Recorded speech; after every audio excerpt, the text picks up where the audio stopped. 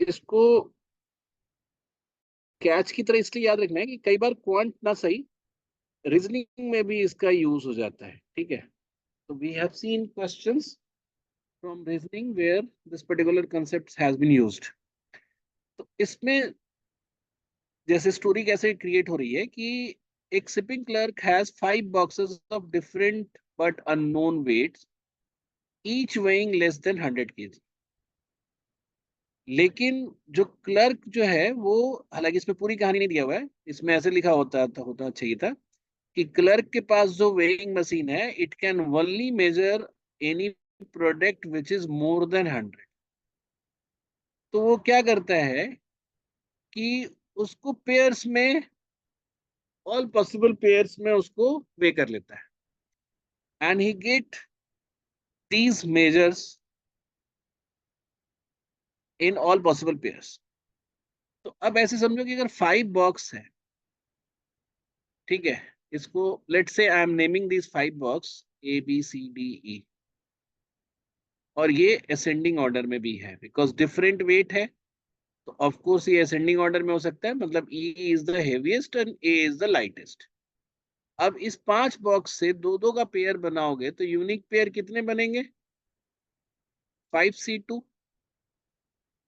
अगर आपने ये नहीं भी याद है आपको 5C2, तो आप you can just make the pairs की एक AB का पेयर बनेगा, एक AC का पेयर बनेगा, एक AD का पेयर बनेगा, एक AE का बनेगा, एक BC, एक BD, एक BE, फिर एक CD, एक CE, और फिर एक DE।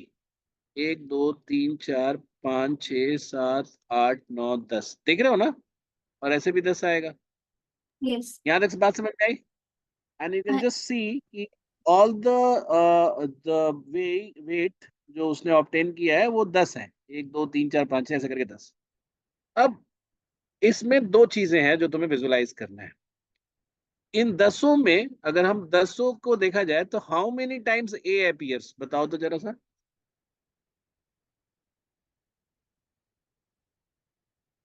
How many weighing, in how many weights A will be there? देखकर बताओ, यहाँ पे मैंने तो नोट भी कर दिया ना, वो 4 में होगा। 4 में। In how many weights B will be there? वो भी 4 में होगा, नहीं क्योंकि सिर्फ बी 3, अच्छा हाँ 4 में। में भी होगा ना। इसी हम्म, तरह से सी भी 4 में होगा, डी भी 4 में होगा, और ई भी 4 में होगा, ठीक है। हाँ। तो अगर हम इन ऑल 10 वेट को ऐड कर दें तो हमें क्या मिलेगा?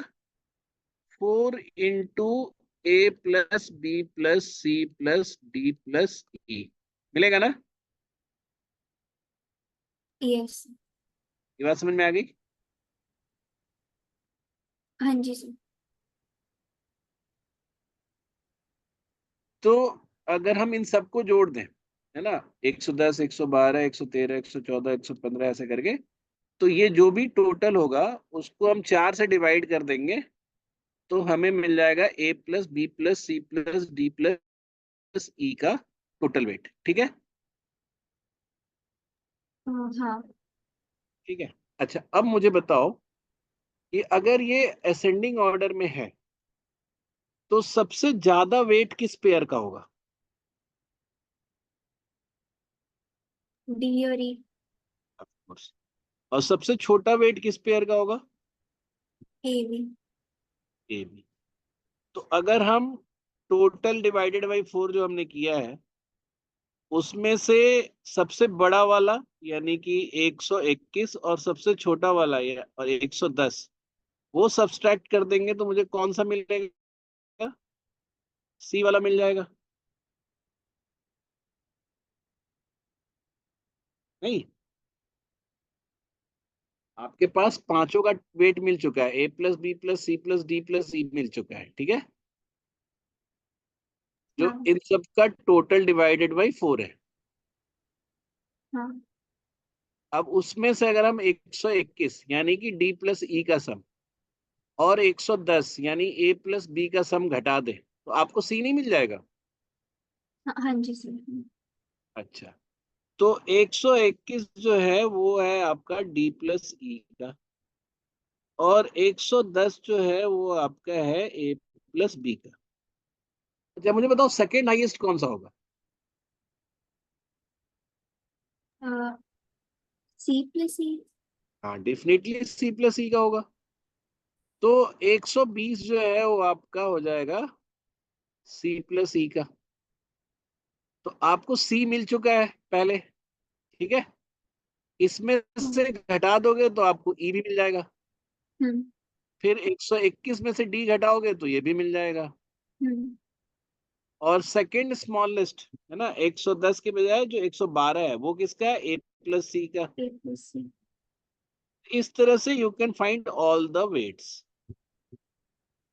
अच्छा, और ई वाला है ठीक है, ओके। हाँ यहाँ तो एक ही क्वेश्चन पूछा है हेवीएस्ट वाला, but you can find all the weight. तो ये याद रखना कि कभी भी ऐसे पेयर्स वाला हिसाब किताब हो तो एक तो ये बनता है ना, दे कैन हैव मतलब इजियर क्वेश्चन भी दे सकते हैं कि फोर ही बॉक्स है ना, तो ये फ्रिक्वेंटली आस्क्ड है, तो you need to remember this. और दो इसमें कैच है, एक तो ये कि अगर हम सबको ऐड करें तो I will be getting 4 times of total, और सबसे हाईएस्ट वाला जो बॉक्स है वो हमारा लास्ट के पे उसका होगा, मतलब हेवीएस्ट पेयर वाला, और लाइटेस्ट वाला जो होगा वो प्लस, ये ऐसे ही याद रखना है, ठीक है। यस।